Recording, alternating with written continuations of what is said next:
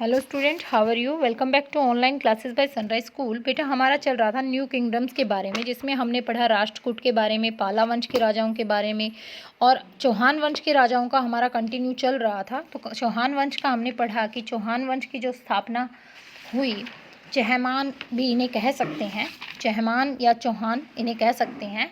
इनमें जो शासक थे अजय राज थे, जिन्होंने अजमेर को अपनी राजधानी बनाई। इनके बाद जो दूसरे शासक हुए उनके बारे में आज हम आगे पढ़ेंगे। देखिए, legendary Prithviraj Chauhan who ascended the throne in AD 1177। Prithviraj Chauhan को राजगद्दी पर बिठाया गया 1177 में। Prithviraj was a brave warrior, वो एक महान योद्धा थे। His life has been immortalised by the poet Chand Bardai. और इनके जीवन के बारे में जो भी कहानी है, इनकी अमरता को इनको अमर बनाती हैं, वो किसके द्वारा लिखी गई है? चंद बरदाई नाम का जो famous poem, Chandra Bardai in his famous poem Prithviraj Raso. Chandra Bardai ने जो अपनी प्रसिद्ध कविता लिखी है ना, पृथ्वीराज रासो, उसमें पृथ्वीराज के जीवन के बारे में पूरा वर्णन किया है। इन द पोएम, इस पोएम में Chandra Bardai describe how Chauhan loved and abdicate the daughter of Raja Jaichandra of Kannauj. इसमें बताया गया है कि कैसे पृथ्वीराज चौहान को प्रेम हुआ, जो बेटी थी राजा जयचंद्र की, उससे, जो कन्नौज के राजा थे।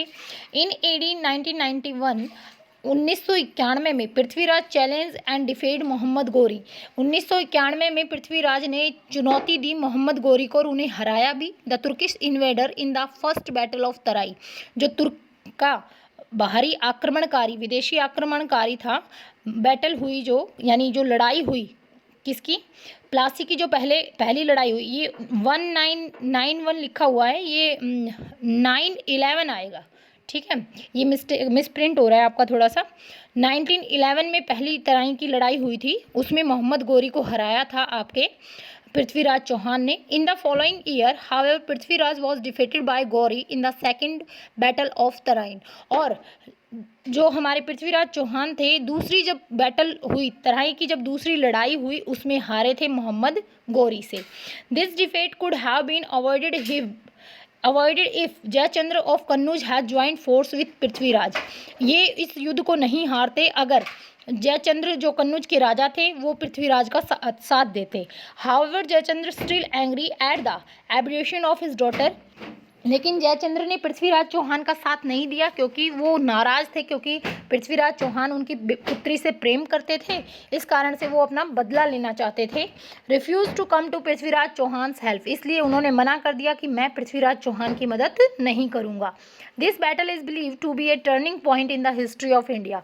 और यही एक लड़ाई थी जो टर्निंग पॉइंट, यानी निर्णायक बिंदु बना भारतीय इतिहास को बदलने में। अगर जयचंद्र अपने आपसी मतभेद को भुलाकर पृथ्वीराज चौहान की मदद कर देते, तो मोहम्मद गोरी कभी भी नहीं जीत पाता और कभी भारत को लूटने में सक्षम नहीं हो पाता। लेकिन जयचंद्र की वजह से दूसरी जो तराई का युद्ध हुआ, उसमें जयचंद्र की वजह से किसकी हार हो गई? पृथ्वीराज चौहान की हार हो गई। आगे देखिए, एडमिनिस्ट्रेशन द पीरियड। अब उस समय में प्रशासन कैसे चलाते थे राजा लोग? द किंग, राजा। The king was the supreme authority in the kingdom. राजा जो है सबसे सुप्रीम होता था, सबसे बड़ा होता था साम्राज्य के अंदर। ही एज्यूम टाइटल सच एज, उसको ऐसी उपाधियां दी जाती थी जैसे परमा भद्रका एंड महाराजा धीराज।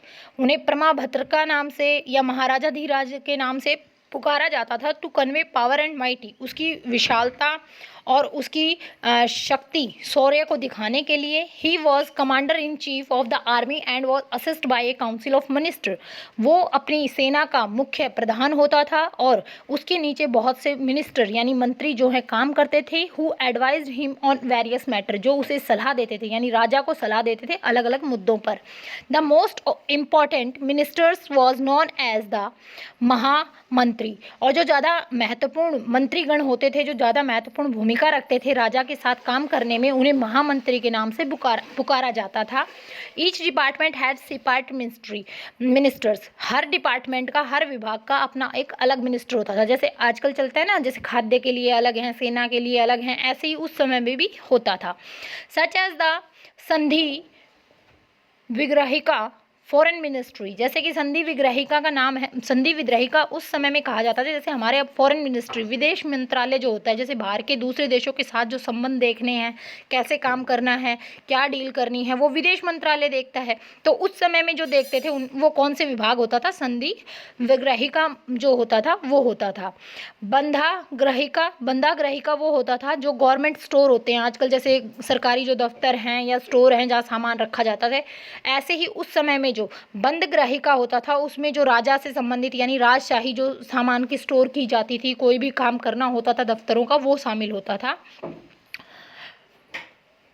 कोतापल होते थे, कोतवाल जैसे बोलते हैं ना, इंस्पेक्टर वगैरह जो होते हैं, जैसे सेना में अब आप बात करो, आपकी पुलिस वगैरह में इंस्पेक्टर होते हैं, सब इंस्पेक्टर होते हैं जो क्या करते हैं, रक्षा करते हैं। ऐसे ही उस समय में कोतापाल जो होते थे वो इंस्पेक्टर होते थे किले वगैरह की, जिनका सुरक्षा करना काम होता था। अक्स पाटालिका वो होते थे रेवेन्यू मिनिस्टर, जैसे टैक्स कलेक्शन का जो काम करते हैं, यानी जो हमारा इनकम टैक्स विभाग है इस समय में, उस समय में अक्ष पाटालिका नाम से जाना जाता था और उनका काम होता था कर को इकट्ठा करना। महाप्रतिहारा वो होते थे गार्ड ऑफ रॉयल पैलेस। महाप्रतिहारा का मतलब है कि जो गार्ड होते थे, जो करते थे काम, क्या काम करते थे, जो महल की रक्षा में काम करते थे वो होते थे। और महेशनापति उसे कहा जाता था जो कमांडर होता था आर्मी का, मुख्य कमांडर होता था जो पूरी आर्मी की कमांड को संभालता था, उसे कहते थे महेशमापति।